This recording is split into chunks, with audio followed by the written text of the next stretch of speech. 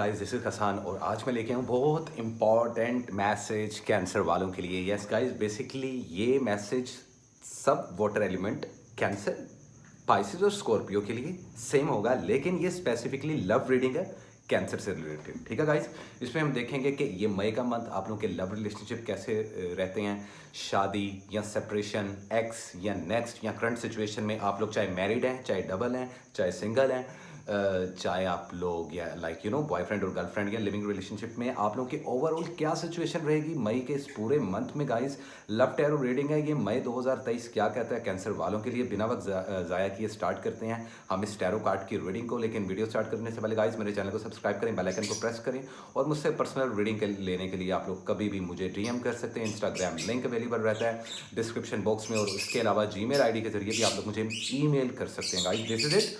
बिना वक्त ज़ाया किए देखते हैं कि क्या है कैंसर वालों के लिए करंट सिचुएशन, ओवरऑल एनर्जी क्या कहती है और क्या है एक इंपॉर्टेंट मैसेज। गाइस देखते हैं कैसा रहेगा लव लाइफ से रिलेटेड पंगा। काफ़ी ज़्यादा कैंसर वालों की मुझे यहाँ पे शादियाँ होती नज़र आ रही हैं। कैंसर वालों एक बात याद रखना, कार्ड पुल करने से पहले कह रहा हूँ, आंखें बंद करके कहीं पे भी शादी कर सकते हो। मई के इस मंथ में 15 तारीख के बाद आप लोगों को काफ़ी अच्छे रिश्ते आ रहे हैं या ऑलरेडी आ चुके हैं या आएंगे आप लोगों के लिए। इस साल में आप लोगों के लिए शादी करना काफ़ी बेहतर रहेगा। कुछ स्पेसिफिक मंथ हैं जिनमें आप लोग अगर शादी करोगे तो आप लोगों के लिए बेहतरीन हो जाएगा, लेकिन ये हर इंसान के लिए अलग अलग होता है। उसके लिए आप लोग मुझसे पर्सनल रब्ता करते हैं, अपनी स्लॉट बुक करते हैं और पर्सनल पेड रीडिंग लेते हैं। लेकिन ओवरऑल देखते हैं कि क्या है आप लोगों की लव लाइफ से रिलेटेड इश्यूज़।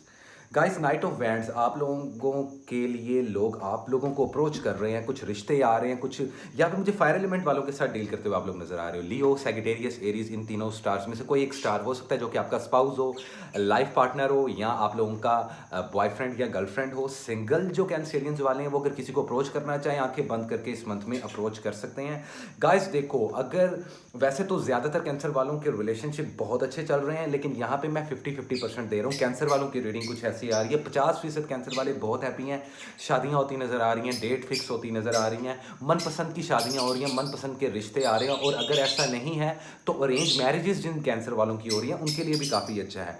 अब बात की जाए कॉम्प्लिकेटेड रिलेशनशिप जो कि देख रहे हैं कुछ कैंसर वाले, उसमें जो सबसे बड़ा लैग आ रहा है वो आ रहा है इमोशनली स्टेबिलिटी का।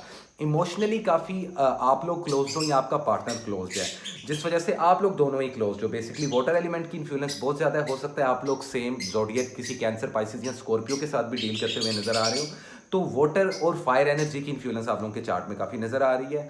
देखो जो करंट रिलेशनशिप में है और जिन लोगों ने आपको लॉलीपॉप दिया हुआ है ना कि इस महीने शादी करेंगे, अगले महीने शादी, जो भी आप लोग ऐसे रिलेशनशिप में हो जहाँ पे आपसे आपका पार्टनर टाइम मांग रहा है, तो समझ लो कि वहाँ पे धोखा है, deception, there is a deception and deceiving as well. So कुछ कैंसरियंस वालों को जैसे कि मैं बता चुका हूँ कि 50% कैंसर वाले अगर अच्छे और खुश हैं, अपने लव रिलेशनशिप से मुतमईन है, मैरिज लाइफ बेहतरीन जा रही है, या आप लोगों का लिविंग रिलेशनशिप या आप लोगों के बॉयफ्रेंड और गर्लफ्रेंड वाले मैटर्स अच्छे जा रहे हैं, वहीं कुछ कैंसर वाले ऐसे हैं जिनको धोखे मिल रहे हैं, जो धोखे खाएंगे इस मई के मंथ में।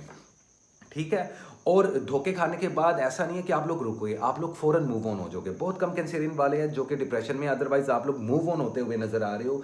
इस डिसेप्शन और इस डिसीविंग को फेस करने के बाद when someone deceived you and maybe someone left you in a cold without any reason, कि बस आपको लॉलीपॉप दिया, आपके साथ अच्छा टाइम स्पेंड किया, अटैचमेंट की, या जो भी है। देखो एक बात याद रखना कैंसर वालों, आप लोगों में एक बड़ा लैग होता है, मुस्तकिल मिजाजी बहुत कम होती है आप लोगों में। इस वजह से क्या होता है कि लोग उस चीज़ का फ़ायदा उठाते हैं, आपको मैनिपुलेट कर देते हैं। आप लोग एंड तक लड़ने वाले हो। अगर आप लोग मोहब्बत करते हो तो दिल से करते हो। अगर आप लोगों किसी के साथ चलते हो तो लव एंड रिलेशनशिप में आप लोग एक्सट्रीम लेवल तक जाते हो और उस चीज़ का स्ट्रेस बहुत लेते हो।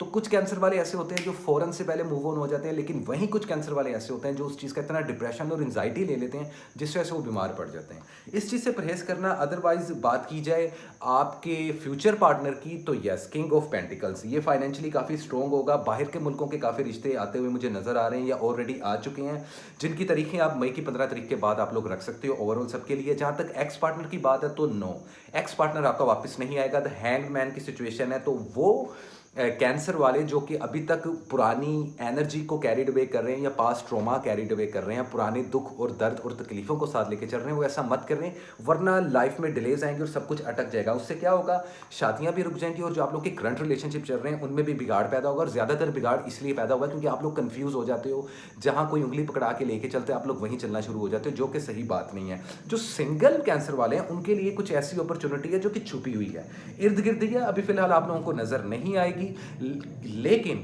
मैं आप लोगों को बता दूं, ये जो ऑप्शन है जो सिंगल कैंसर वाले हैं, अगर ये ऑप्शन पॉपअप होता है, just go with it, just go with it. Trust me cancer वालों, लाइफ का बेहतरीन टाइम शुरू हो गया। पुरानी कोई भी चीज़ आप लोगों की ज़िंदगी में दोबारा रिपीट नहीं होनी। और अगर पास से कोई पर्सन आता तो याद रखना, शादी नहीं होगी उससे। जितना मर्जी एड़ी चोटी का जोर लगा लेना, वो आप लोगों के हक में बेहतर नहीं होगा। अदरवाइज किसी किस्म की इनसिक्योरिटी आप लोगों के दिल में अभी भी है, किसी किस्म का डर अभी भी है। और ये डर जो मैरिड कपल्स हैं उनमें भी है, पता नहीं क्यों शक और डाउट्स बहुत ज़्यादा हो रहे हैं। जो किसी किस्म के रिलेशनशिप में या बॉयफ्रेंड गर्लफ्रेंड वाले सीन में, इसमें भी इनसिक्योरिटी और शक आ रहा है विदाउट एनी रीज़न। ऐसा मत करो।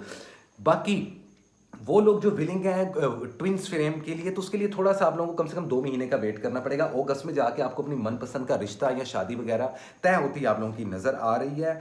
इसके बावजूद जहन में किसी किस्म का डर और खौफ है, जिस वजह से आप लोग स्टक हुए हुए हो, और इस वजह से कुछ लोगों को हेल्थ इश्यूज़ भी हुए हैं। तो ऐसा मत करो। मैजिक वगैरह या बुरी नज़र वगैरह से बड़े कम कैंसेरियंस वाले हैं जिनकी रिलेशनशिप ख़राब हो सकती है या सेपरेशन हो सकती है। डाइवोर्सिस मुझे यहाँ पे नज़र नहीं आ रही, लेकिन अगर होंगी तो वो रुक नहीं पाएंगी। तो प्लीज़ कोशिश ये करो कि सेपरेशन मत करो। चीज़ें वर्कआउट कर सकती हैं कैंसर वालों अभी भी, चाहे आप लव रिलेशनशिप में हो चाहे आप मैरिड जोन से रिलेशनशिप में हो, दोनों के लिए सेम है। अदरवाइज ओवरऑल एनर्जी काफ़ी स्ट्रक फील हो रही है। जिद पे हो किसी किस्म की और जिद पे रहोगे मई के इस मंथ में।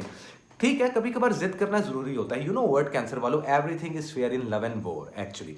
तो जब प्यार और जंग में सब कुछ जायज़ है तो फिर आप लोग किसी भी लेवल तक जाते हो और जा सकते हो, और आप लोग जाते हो इनफैक्ट, विच इज़ गुड। लेकिन कुछ चीज़ों का ख्याल रखना, वो ये है कि खुद से थॉट प्रोसेस देखो। कुछ जोडिएक्स के लिए ऐसा है कि लोगों की बातों में आकर रिलेशनशिप खराब करेंगे, लेकिन ज़्यादातर कैंसर वालों के लिए ये चीज़ निकल रही है कि आप लोग खुद से फेक सिनेरियोज बनाओगे, क्योंकि इनसिक्योरिटी बहुत ज़्यादा है, गार्डेड बहुत ज़्यादा हो। मैं समझ सकता हूँ ऐसा क्यों है, क्योंकि पास्ट में आप लोगों के रिलेशनशिप अच्छे नहीं रहे, काफ़ी धोखे मिले हैं, तो उस वजह से इनसिक्योरिटी और एक डर पैदा हो जाता है। लेकिन इस डर से और इस फियर से आप लोग निकल जाओगे बाहर, क्योंकि ये साल एफर्ट्स का। तो आप लोगों को ना सिर्फ फाइनेंस बल्कि आप लोगों के लव एंड रिलेशनशिप में भी बराबर उसी तरीके से आप लोगों को एफर्ट्स लेनी पड़ेंगी, आप लोगों को जद्दोजहद करनी पड़ेगी।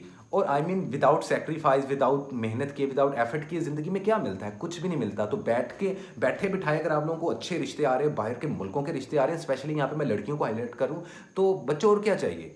प्लीज़, मेरी जितनी बहनें यहाँ पे बैठी हैं वो यहाँ पे इस चीज़ का ख्याल रखें कि अगर एक्स पार्टनर का सोच रहे हो, वो वापस नहीं आने वाला, और अगर वापस आएगा तो आप लटके रहोगे। और ऐसे रिलेशनशिप्स, अगेन रिपीट करो, मुझे रिपीट करने का कोई शौक नहीं है, लेकिन ऐसे रिलेशनशिप जो आप लोगों को लटका रहे हैं कि 1 महीने बाद, 2 महीने बाद, 3 महीने बाद, उनसे आप लोग अवॉइड करो और 2 स्टेप पीछे हो जाओ।